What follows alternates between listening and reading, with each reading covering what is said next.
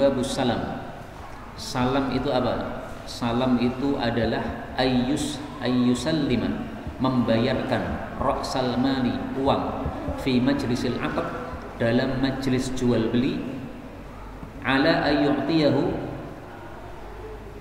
kemudian penjualnya memberikan kepada si pembeli, ma yataradayani alaihi, apa yang sudah disepakati oleh keduanya, ma'luman, harus jelas barangnya berapa, ila ajalin ma'lumin, waktunya pun juga jelas.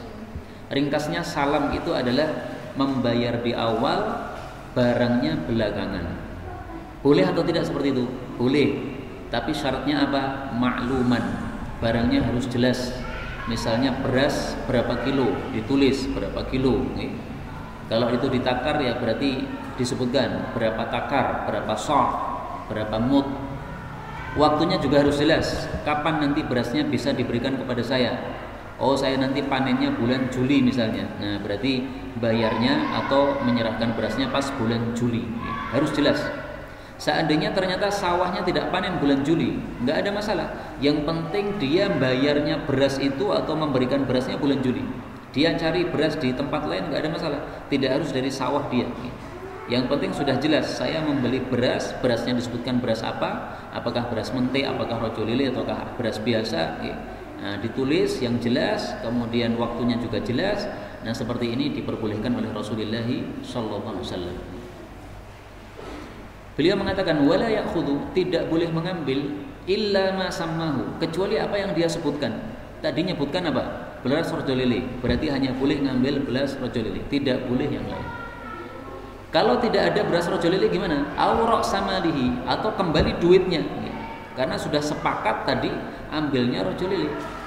Ternyata dia sawahnya yang rojo lili gagal misalnya, dan dia tidak bisa mendatangkan beras rojo lili dari tempat yang lain. Ya sudah, berarti uangnya dikembalikan. Wala yatasarrafu fihi, tidak boleh dia itu berbuat terhadap barang tersebut qabla qabdihi, sebelum dia terima. Jadi saya pesan beras kan, datangnya nanti bulan Juli. Kemudian bulan Juni sudah saya jual, saya tawarkan kemana-mana saya jual. Tidak boleh. Jualnya nanti ketika berasnya sudah datang di depan saya, baru kemudian saya boleh untuk menjualnya. Kenapa? Dilarang menjual sesuatu yang belum menjadi milik kita. Itu memang milik kita, tapi kan belum datang, berarti belum jelas, sehingga tidak boleh. Inilah bab salam. Nah, bab salam ini ada hadisnya. Rasul sallallahu alaihi wasallam bersabda, "Man aslafa", barang siapa yang melakukan salam atau salaf, ya, disebut salam atau salaf sama saja. Fi syai'in, dalam sesuatu, falyuslif fi kailin ma'lumin, maka hendaklah salamnya itu timbangannya atau takarannya jelas. Wa wazrin ma'lumin ila ajalin ma'lumin, waktunya juga jelas. Nah, sehingga syaratnya satu, barangnya jelas, takarannya jelas, timbangannya jelas, kemudian waktunya juga apa? Jelas. Nah, para ulama juga menyebutkan syarat-syarat yang lain, misalnya penyerahannya di mana juga harus jelas. Jangan sampai penyerahannya nggak jelas, tiba-tiba mengatakan ambil sendiri di sana di Jakarta. Nah, susah kita dari Solo ambil ke Jakarta. Harus disepakati menyerahkannya di mana. Jadi ringkasnya, masalah salam ini boleh apabila jelas apa yang kita beli. Termasuk juga misalnya seseorang yang menjual barangnya belum ada, tapi ciri-cirinya sudah jelas sekali. Saya misalnya menjual laptop, tapi saya belum punya. Laptopnya ciri-cirinya begini, mereknya ini, kemudian kapasitasnya begini. Nah, pokoknya ciri-cirinya jelas. Nah, barang yang ciri-cirinya jelas ini nanti akan saya carikan di pasar manapun ada laptop seperti itu. Dan saya akan mencari di tempat yang menjualnya. Boleh seperti itu, nggak ada masalah. Maka tidak harus kita menjual barang yang benar-benar sudah ada.